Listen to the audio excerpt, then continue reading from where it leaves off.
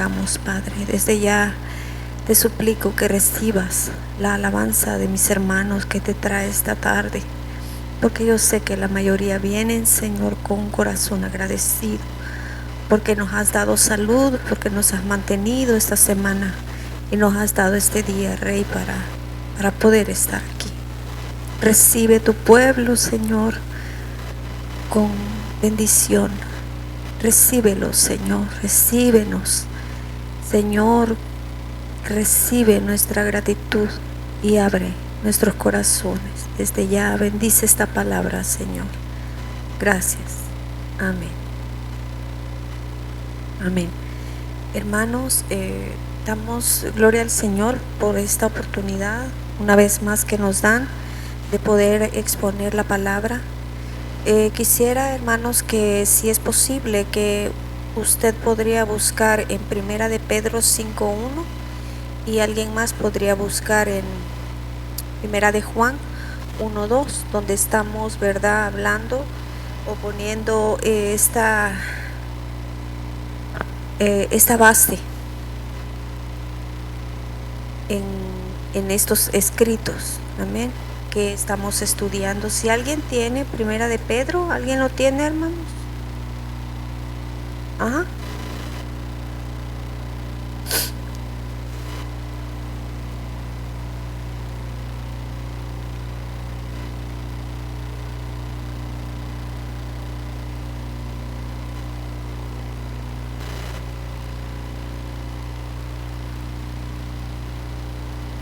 Amén.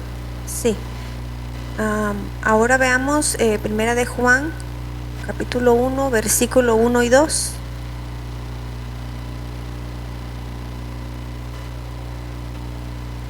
Ajá. Capítulo 1, versículo 1 y 2. Primera de Juan.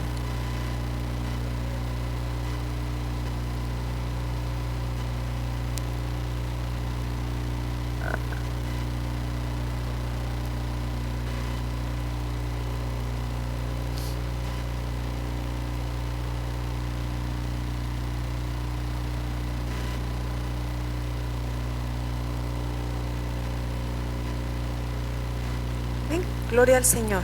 Mire cómo de esa línea es que nosotros traemos, ¿verdad? Porque estos hombres también, a los que ahora estamos estudiando, traen esta línea.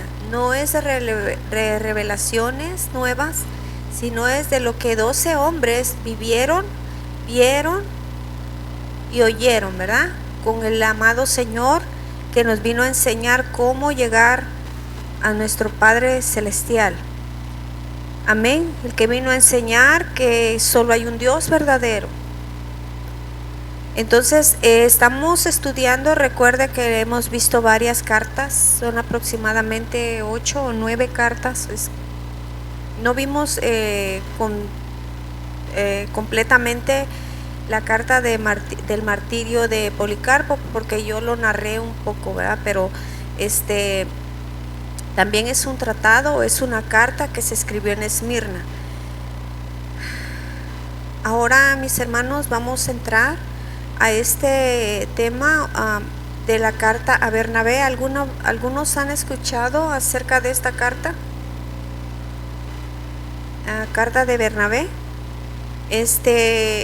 Vamos a ver quién es el escritor y todo eso para que usted tenga en su saber de dónde procede esta carta. Dice que este escrito lleva el nombre de Bernabé. Tiene un lugar destacado en la iglesia primitiva, hasta el punto de haber andado rondando el canon de los libros divinamente inspirados, antes de que se fijaran definitivamente. O sea, sí entraron en discusión si podían, ¿verdad?, introducirlo o ponerlo en el canon del Nuevo Testamento. Pero vamos a ver las razones por las que probablemente no se dio. Le quiero decir que es un tratado cristiano de 21 capítulos. Este es muy corto. Fue escrito en griego y tiene unas características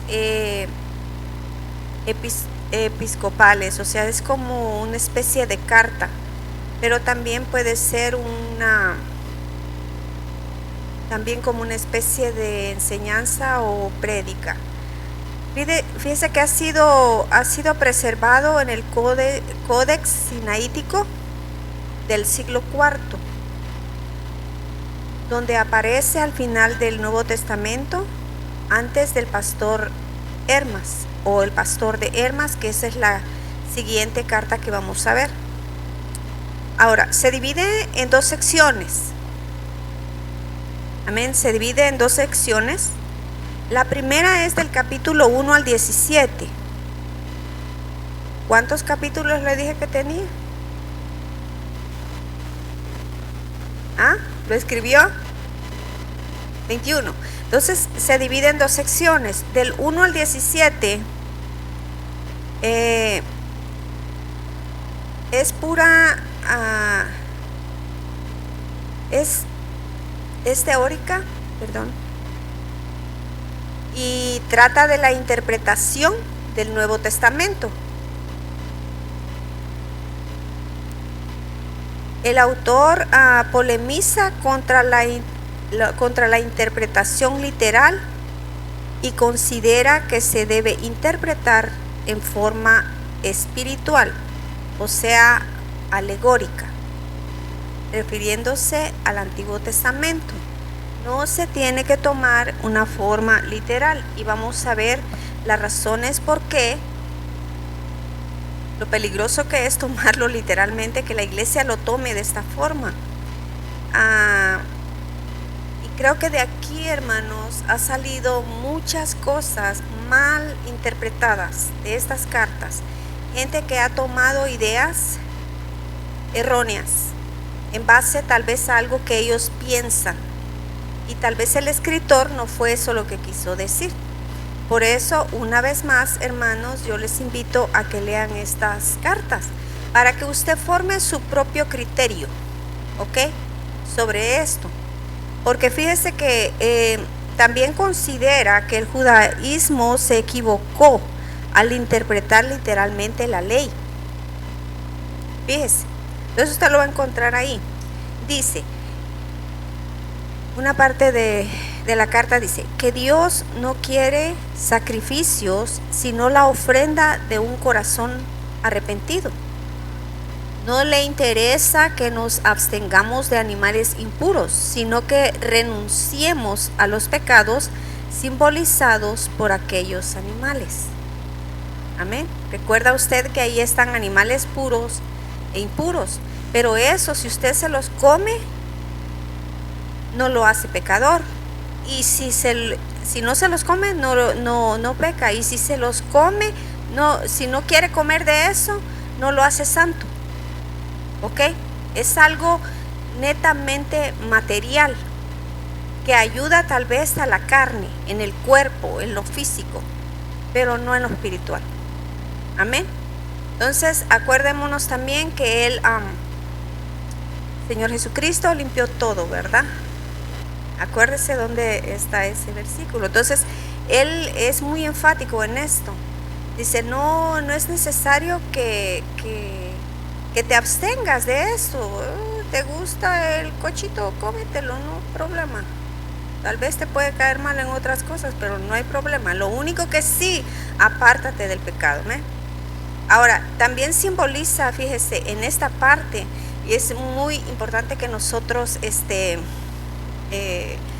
nos quedemos un ratito en esta parte, porque dice que simboliza al cerdo. Fíjese cómo lo simboliza. Es fuerte, pero es cierto. Dice, no te juntarás con hombres que son como los cerdos, que cuando la pasan prósperamente, se olvidan del Señor, y cuando se ven con necesidad, corren al Señor. Igual el cerdo, cuando come, no sabe de su Señor, mas cuando tiene hambre, gruñe, y una vez que come su comida, vuelve a callar. Mira lo que está diciendo. Es importante, ¿verdad?, que nosotros en prosperidad o sin ella, siempre estemos al pie de la cruz, ¿verdad? siempre a los pies de nuestro Señor, porque de Él viene todo para nosotros. Estas cosas que Él decía, era porque en la iglesia, hermano, o en los grupos cuando nos reunimos, yo siempre le he dicho esto, es importante que nosotros lo sepamos, ¿verdad? Que no todos tienen el mismo fin, no todos tienen la misma experiencia. Y hay personas que definitivamente buscan a Dios para una prosperidad. Y cuando la tienen, el Señor, muchísimas gracias, pero yo estoy bien, ¿verdad? Y cuando vuelven a tener necesidad, regresan. Y no hay una lucha, hermano, no hay una lucha por en realidad buscar del Señor, de su presencia. Entonces, fíjese que hay otro párrafo donde mire cómo él habla acerca del águila, del halcón, el gavilán y el cuervo. Los compara a los hombres que logran su pan cotidiano con la rapiña y toda suerte de iniquidad. Dice, en vez de ganar su sustento con un trabajo honrado y el sudor de su frente. ¿Ok? Ellos, acuérdese que Bernabé no está escribiendo a gente inconversa. Está hablando a la gente de los grupos supuestamente cristianos, porque yo ya no puedo usar la palabra de todos cristianos o todos iglesia, porque él quiere hacer la diferencia entre uno que cree en el Señor y otro que no. Amén. Eso es sumamente importante que nosotros lo tengamos, no para que usted esté espiando si el hermano es, sino para que usted medite en su vida si de verdad es. Porque una persona que quiere aprovecharse del hermano, decir, oh no, aquí son bien tranquilitos, son medio lentitos, yo puedo hacer algo aquí para sacar algo, ¿no? Eso es abominable, es una iniquidad, y compara a las aves de rapiña con ese tipo de personas, no con esos hermanos, porque los hermanos no son así. ¿Ok? No son así. Esto lo podemos encontrar en el capítulo 14 de la carta a Bernabé, en el verso 4. Ahora mire, dice que expone la doctrina de la preexistencia del Hijo de Dios. También que dice que se encarnó en Jesucristo. A eso lo puede encontrar usted, como Él de una forma grande y magistral dice cómo el Verbo estuvo antes y cómo encarnó por la misericordia de Dios, ¿verdad? Que se hizo un hombre como nosotros.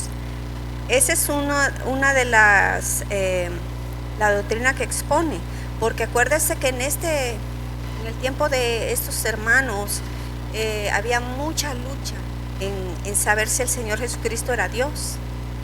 Para muchos era simplemente un maestro, pero ellos recalcan de que el Señor Jesús era antes y que Él era Dios. Amén. Entonces también dice que da la importancia del bautismo, y mire cómo dice acerca del bautismo. Dice que es como un símbolo de que quien lo recibe es adoptado como hijo de Dios. Fíjese. ¿Usted lo cree también así? Dice que también que es adoptado como hijo de Dios y transformado en templo del Espíritu Santo. Mire cómo dice él, que es usted, hermano, si usted en realidad es iglesia del Señor, ¿verdad? Es un hijo adoptado de Dios y es un templo del Espíritu Santo. Ahora, ¿qué es lo que tenemos adentro de este templo? Usted y solo usted lo sabe. Amén. Ahora, en el segundo o la segunda parte de esta carta, del 18 al 21, contiene las enseñanzas de los dos caminos. Fíjese, eso está bien, como, ¿cómo le dijera? Como remarcado está, que la gente ya no puede irse ni para atrás ni para adelante. Es algo que está ahí, que es la forma en que el Señor Jesucristo vino a enseñar. No vino a enseñar atajos, vino a enseñar un camino. El otro usted ya lo conoce, ¿verdad?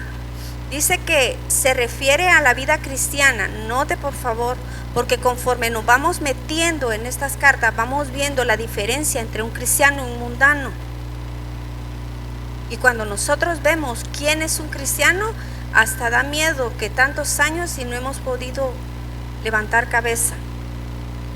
Mire, dice, tiene la enseñanza de los dos caminos.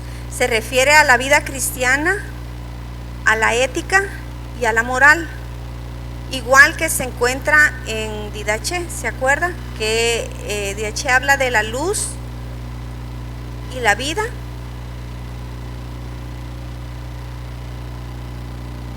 Amén.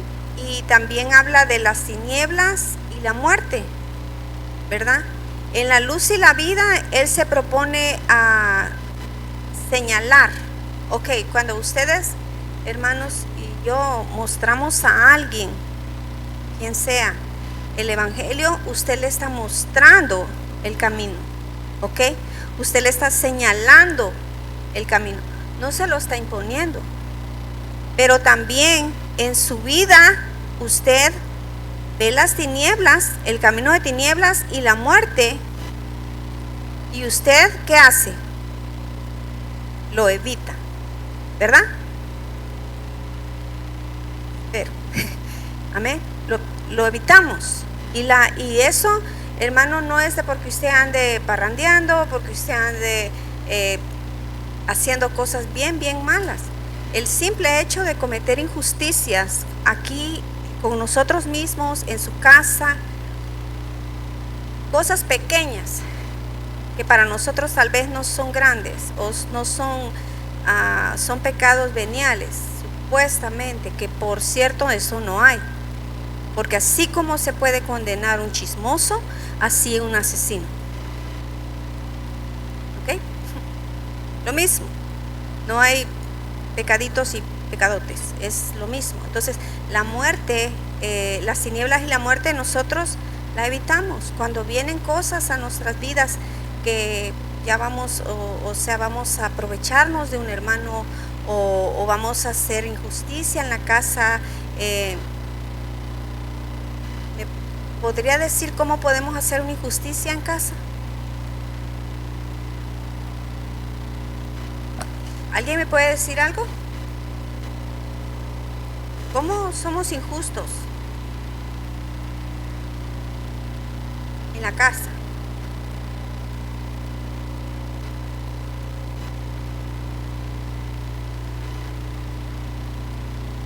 Buenísimo, así está bien. Nada más. Fíjese, hermano, que eso es cierto. Es cierto. Sacarle hasta la última gota a la persona sin decir o siéntate o te alcanzo algo o ayudo, ¿verdad? Son cositas, hermano, que nosotros no vemos, que son injustas, ¿verdad? O cuando por ejemplo, no reconocemos el trabajo de nuestros esposos, llegan cansados, llegan con hambre, etcétera, etcétera, y decimos, pero yo también estoy cansada. Y si quieres comer, pues haz algo tú. O sea, cosas de esas, hermano, no es correcto, no es bueno, porque Dios quiere que nosotros nos entendamos, nos colaboremos. Y aquí usted puede ser la persona más linda, la persona más educada, tal vez más servicial, y en su casa no. O sea, no combina. Y quiero darle una mala noticia: así como Dios lo ve aquí, también lo ve allá, y usted ni yo nos podemos esconder. porque vea, hasta cuando usted apaga todas las luces de su casa, todo está bien. Amén. Entonces son ese tipo de cosas que nosotros tenemos que tener mucho cuidado. ¿Cómo ofendo yo al que tengo a la par? No digamos acá en la iglesia. En la iglesia es como rebalsar, ¿no? Cuando nos hacemos daño, hermanos, tratemos, vea, de fijarnos palabras. Por eso, miren, nos han dado el dominio propio. Ya usted desarrolló, aunque sea un poco de eso. Ya se puede mantener su boquita cerrada cuando va a decir una barbaridad. Ahí es el dominio propio. Amén. Cositas chiquitas. Y esa es una de las cosas que tenemos que tener. Y acuérdese que el dominio propio Dios no se lo da como don. Es un fruto que se desarrolla. Y si no lo empiezas a usar, hermano, creo que por eso fracasamos en muchas cosas. Ahora mire, eso es para hablar de las tinieblas y la muerte. Cuando nosotros vemos los dos caminos están frente a nosotros, ¿cuál escogemos? Dice Bernabé. Ahora le quiero decir que Clemente de Alejandría lo describe como el compañero de Pablo. Recuerde que él aparece desde el capítulo 4 de Hechos. Con el nombre, quién sabe cómo se llamaba Bernabé, aunque no le voy a decir que es exactamente si él fue Bernabé, pero quién sabe cómo se llamaba Bernabé. Porque esto es un apodo. ¿Cómo se llama Bernabé? No, se llamaba José. ¿Y Bernabé qué quiere decir? Mire qué apodo. ¿Cómo le dicen a usted? Mire, hijo de consolación. Eso quiere decir Bernabé. Y fue un apodo. ¿Ok? Entonces, Clemente de Alejandría dice que él era el que escribió esa carta, fue compañero de Pablo. Orígenes lo cita como una epístola universal. La tomó como autoridad para asentar su doctrina sobre los ángeles. Hermano, es bien tremendo lo que le quiero decir con eso, porque usted puede leerla, pero depende con qué mente usted la está leyendo, así saca conclusiones. Y hay gente como Orígenes, tenía la vista bien mala, porque él sacó esta doctrina y supuestamente la saca de esta carta, donde no dice eso. ¿Ok? Cuando se comenzó a clasificar las obras cristianas, Eusebio de Cesarea la pone entre los libros no admitidos. ¿Ok? Vio la carta, la leyó, vio también las fechas de escritura, y para él no es un libro o una carta que podría entrar en el canon. ¿Ok? La carta evidencia el conflicto de muchos cristianos del siglo II. El problema del papel del judaísmo en la nueva religión cristiana. Esta relación no es comprendida por muchos en la actualidad. Fíjese, unos rechazan completamente a Israel con la teoría de la sustitución. ¿Ha oído eso? ¿No? O doctrina de la sustitución. ¿Alguien ha oído acerca de eso? ¿O qué pensamiento usted tiene de Israel? ¿O no tiene ningún pensamiento? Porque hasta nuestros días hay gente que no le atina quién es y cómo es que tenemos que ver a este pueblo. ¿Usted me podría decir algo con respecto a esto? ¿Nadie ha escuchado la doctrina de la sustitución? ¿No? ¿No? Eso es de que Israel no es el pueblo de Dios, según ellos. Y dice que la iglesia, para la iglesia son las promesas, para la iglesia es todo. Israel está eliminado. ¿Han oído ustedes acerca de eso? Pues esa es una de las partes. Probablemente al al leer esta carta, es la impresión que ciertas personas tienen, pero yo le vuelvo y repito, depende con qué ojos nosotros la leamos, ¿ok? Porque si tenemos tendencias de otras religiones, podemos entender esto, que Israel ya no más. ¿Me podría dar usted un versículo donde habla que Israel no es eliminado?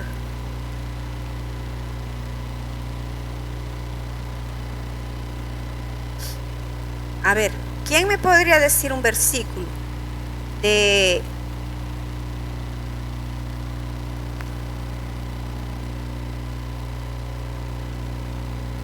No, estoy hablando de Israel no está eliminado, que esto no es cierto, esta sustitución, que todas las promesas son de la iglesia. A ver, ¿usted me podría decir algo con respecto a eso?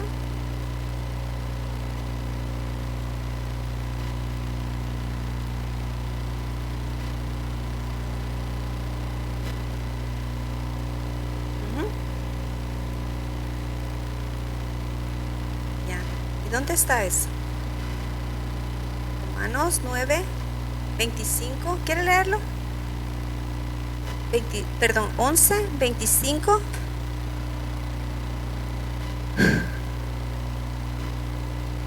No, 11, Romanos 11, 25.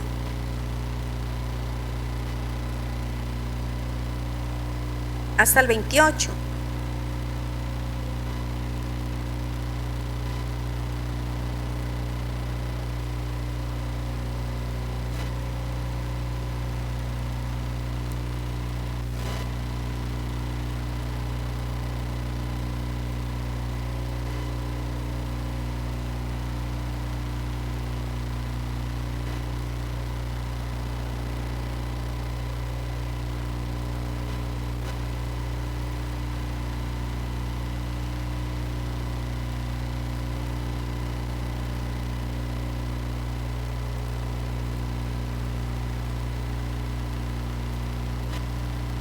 De los padres, ¿verdad?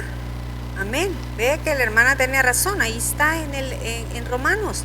Es algo que nosotros tenemos que tener, saber que Israel no ha sido eliminado, nunca será eliminado, y que, como dijo un hermano, ahora están en la banca. Más se va a la iglesia, entran al partido, ¿ok? Entonces, esa es una parte, la sustitución. Ahora, la otra que se puede sacar con esto o con esta carta, son los que tratan de seguir los ritos, fiestas y todo lo que en el judaísmo se practica como que fuera algo indispensable para ser cristiano.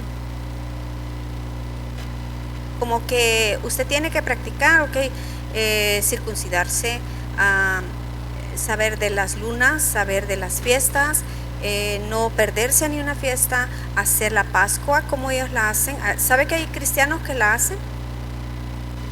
Porque dicen, no, nosotros no tenemos que hacer la Santa Cena. Sí, eso es muy poco, tenemos que hacer la Pascua como dijo él, como la hizo él.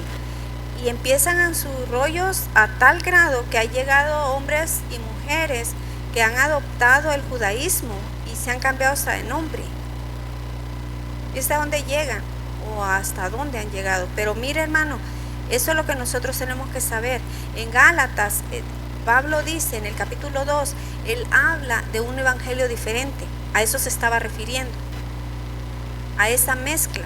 Entonces Bernabé, o esta carta de Bernabé, arremete con todo al judaísmo, pero no tratando de eliminarlo, sino en hacerle entender a la iglesia que no tenemos nada que ver con los ritos, con las ceremonias, no tenemos nada que ver, ¿verdad? Nosotros no tenemos que cambiarnos a un nombre israelí, ¿verdad? No tenemos por qué hacer eso, no nos favorece, no nos ayuda en nada. Lo que nos está diciendo es que amemos al pueblo, que oremos por el pueblo, que entendamos que ellos también va a llegar su tiempo, que para ellos es las promesas. Hay gente, hermanos, que hace un revolú en las profecías del Antiguo Testamento, que todas se las achacan a la iglesia, todo. Y un día vamos a ver los versículos, pero hasta de verdad que se peca de ignorancia, porque no tiene nada que ver con nosotros. Lo de nosotros, déjeme decirle, como iglesia de Jesucristo, está más fácil. No tenemos que llevar ni cordero, ya lo llevaron. Él solito fue. Usted no tiene que hacer nada para ser salvo. Simplemente apartarnos del mal, ¿verdad? Entonces, esas es las consecuencias que una persona saca de leer estas cartas con otros ojos, con otra mentalidad, ¿verdad? Tenemos que ser libres y entender las escrituras para poder comprender también estas cartas. Ahora, fíjese que vamos a hablar acerca del autor. Al final del siglo II, Clemente de Alejandría es el primero que habla de Bernabé como autor.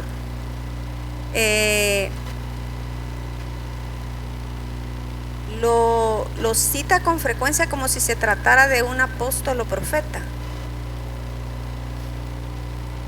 Las noticias más primitivas están confinadas a los padres de Alejandría, lo que ha llevado a suponer que fue escrita en Alejandría. No precisamente fue Bernabé el que anduvo con Pablo, el que escribió esta carta. Hay muchas teorías alrededor de esta carta. Muchos creen que fue escrita en Alejandría, otros creen que fue escrita en Siria, otros piensan que fue en Israel, pero no tiene mucho fundamento. Aunque como usted vio al principio que le dije en qué idioma fue escrito, usted se da cuenta que no fue en un lenguaje hebreo, ¿ok? No fue, aunque ellos hablaban perfectamente el griego, pero las personas al leer esta carta en el idioma original se dan cuenta del tipo de lenguaje. Un judío no hablaba así. Y acuérdese de qué tribu era Bernabé.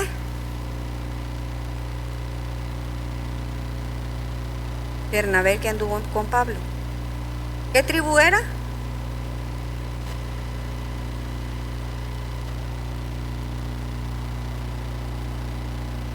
Era levita. ¿Qué? Era levita. ¿Sí? Entonces él tenía que haber hablado de una manera más apropiada de su pueblo, ¿verdad? Y no este lenguaje que se dice que fue estilo griego o estilo alejandrino, ¿ok? Y es otra cosa que nosotros debemos de ver cuando usted lea la carta, es que el escritor nunca, en ningún punto de la carta dice que es Bernabé. No lo dice. Lo que le acabo de decir, el lenguaje que emplea es tal que sugiere que no estaba en absoluto relacionado con los apóstoles también. Hubiera mencionado a Pablo o a alguno de ellos, si no lo menciona. Creo que el más que hubiera mencionado es al apóstol Pablo, porque con él es que estuvo más tiempo. Más creen que procede de la gentilidad, y acordémonos que él era judío, y es probable que ya hubiera muerto antes que la carta fuera redactada. No se sabe cómo llegó a asociarse la carta con Bernabé. Dice que se puede ser porque Bernabé vivió en Alejandría y como la carta venía de ahí, creen que él fue el que la escribió. Pero también con las fechas nos damos cuenta de que posiblemente no fue él, porque la carta fue escrita después de la primera destrucción de Jerusalén, en los límites posibles del año 70 al 134 después de Cristo. Entonces, hermanos, ¿quién era el último de ellos que quedó? Que la historia lo registra, que llega hasta el año 90, hablando de los apóstoles. ¿Quién fue? Prácticamente todos ellos ya habían desaparecido. o habían muerto. Entonces no pudo haberla escrito él, ¿verdad? El estilo de su lenguaje, de dónde fue escrita y cuándo fue escrita, pues dan más pauta a que no fue él el que la escribió. Y precisamente tal vez por la forma en que dijo tantas cosas no contra el judaísmo, entiéndase por favor, no contra el judaísmo, fue en contra de interpretar la ley literalmente. Si usted lee la carta, va a ver cómo él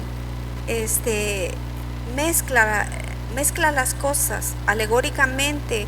Él da una explicación más espiritual.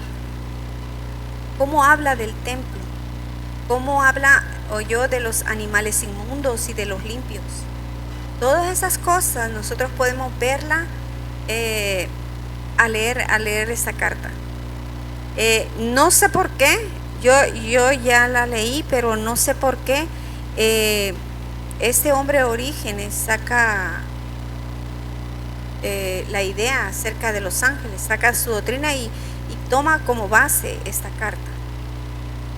El que es, hermano, yo creo que la persona que tiene un poco torcida la mente, todo lo va a mezclar y quiere sacar idea de su limitación mental, ¿verdad? Por eso es que aún la escritura también puede sacar gente que ha sacado conclusiones de ese tipo, porque no es por medio del Espíritu Santo que ellos se basan, sino de sus ideas idólatras, sus religiones oscuras en las que vienen, ¿verdad? Y hacen sus conclusiones de cosas santas. Amén. Entonces, mis hermanos, yo siempre les invito, ahí están esas cartas, usted las puede leer, pero pídale al Espíritu Santo que le hable, que le diga qué es el extracto, qué fue lo que este hombre quiso dar a la iglesia, porque en ese siglo o en ese tiempo estaba el judaísmo.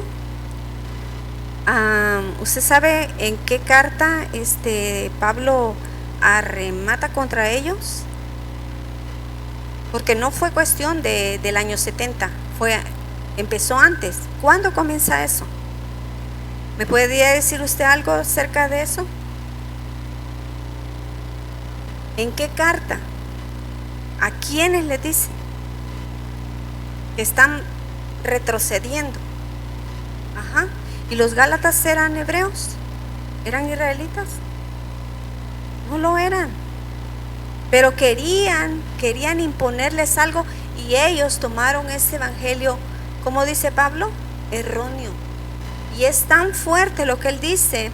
Si usted lo lee en el capítulo 1 y 2, dice que es ¿qué?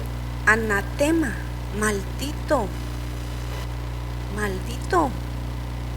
el que ¿verdad? Que le ponga, que diga, mire, esto es así. ¿Por qué? Porque anoche lo soñé. Mire cómo es de delicado. Uy, por eso es de que veamos el evangelio, hermano, es algo tan práctico, es tan lógico y es tan fácil de hacer. Es decir, oh no, pues están muy consagrada. No, lo que estoy tratando de decir es de que es entendible, es bien práctico, y el que no lo quiere hacer no lo hace. Amén. Entonces, esta es la carta que llaman de Bernabé, pero por lo que acabamos de estudiar, probablemente no fue el Bernabé del capítulo 4 de Hechos que la escribió. Amén. ¿Alguna pregunta? ¿O pasamos ya, hermanos, a la alabanza? ¿O me tienen las preguntas para la última carta?